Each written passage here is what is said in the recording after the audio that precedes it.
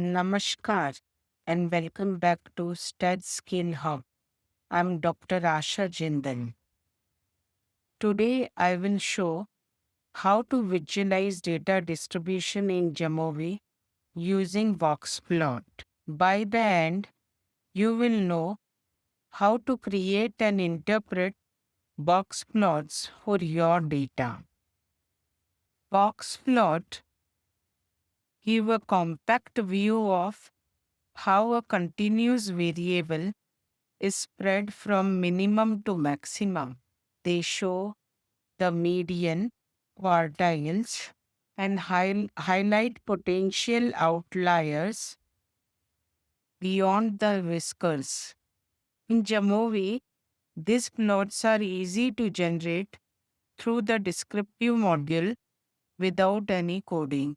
To create a single variable box plot in Jamovi, you go to Analysis tab, move to Exploration, click on Descriptives, then move your continuous variable into the variable box. Under Plots, tick mark box plot to generate the graph. The line inside the box plot is the median, the middle value of the data. The box covers the 25th percentile to 75th percentile, the interquartile range. Whiskers extend up to 1.5 times of interquartile range, and points above or beyond them are potential outliers. For plotting the box plot, I'm going to make use of inbuilt data set of tooth growth in Pig.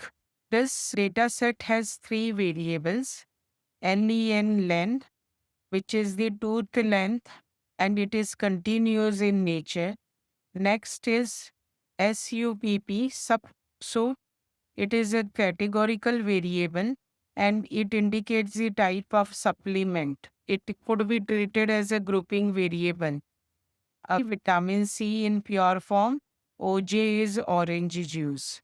Next categorical variable in this list is dose.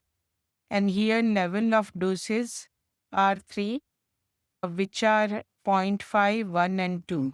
My goal is to first create one variable chart using the continuous variable len, and then I will be creating the two variable chart taking one of the categorical variable into the account. Let me demonstrate it through Jamovi. Just now, what I have described, tooth growth data set is there, and you could see that there are three variables: len, supplement, and dose. These are the three variables of which len is continuous, this diagonal bar. Supplement is also categorical variable, and dose is also a categorical variable. By mistake, it is being marked as continuous, which I can change it by clicking to nominal. You could see that levels are being defined. Now let's make box plot. So to make the one variable box plot, I will go to the analysis tab, click on exploration, move to descriptives. Now I will move variable len to variables box. Under plots, I will tick mark box plot and as well as label the outliers. So you could see that this is the box plot. The box plot shows the median, spread, any extreme variable in the tooth length. In this example, median is near the center, suggests a roughly symmetric distribution. Let me go back to my presentation. To make the box plot with two variables, I will use split by feature. And this is to compare the groups and will still use descriptives in Jamovi. Put your continuous variable in the variable box and categorical variable like supplement type in split by. This enables boxplot underplots to see group-wise boxplot. Group to boxplot output gives you the idea in jamovi about the separate boxplot for each category side by side. Compare median lines to see which group is higher or lower. Here you will look at box heights and outliers to judge variability and any unusual values in each group. Now I will demonstrate it using the jamovi. It is the one and the same tooth growth dataset which has three variables: length, supplement, and dose. And I will be taking into the account continuous variable length and supplement of vitamin C. For drawing the two variable box plot, I will go to Analysis tab, click on Exploration, move to Descriptives and select it, then move Len variable to variables box, supplement to split by box. Under plots, click on box plot and data. You could see that this is the box plot of length across the two supplement.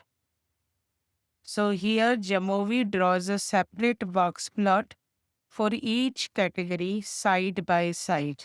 You compare the median lines to see which group is higher or lower.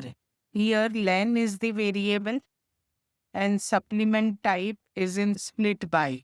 Orange juice OJ shows a higher median and tighter interquartile range, indicating more consistent tooth growth. Ascorbic acid VC has a lower median and a wide spread, suggesting more variability. This step is part of the exploratory data analysis or EDA phase. Before running formal hypothesis test, we first visualize the data to understand distributions, variability, outliers, and potential group differences. These insights helps to determine which statistical test is appropriate.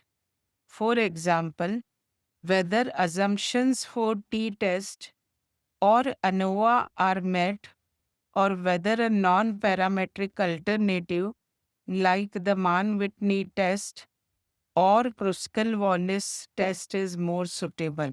Let's go back to presentation. You can add violin plots and QQ plots in the same descriptive windows. Violin plot reveal the full shape of the distribution including skewness and multiple peaks. QQ plot help you check how well your data follow a normal distribution. Box plots summarize median, interquartile range, whiskers, and outliers for continuous variables. Use variables for single variable plot and add split by to compare groups. Combine box plot with violin and QQ plots for a fuller picture before doing inferential test. So box plots are essential and can give you in-depth analysis. Thank you. Happy learning.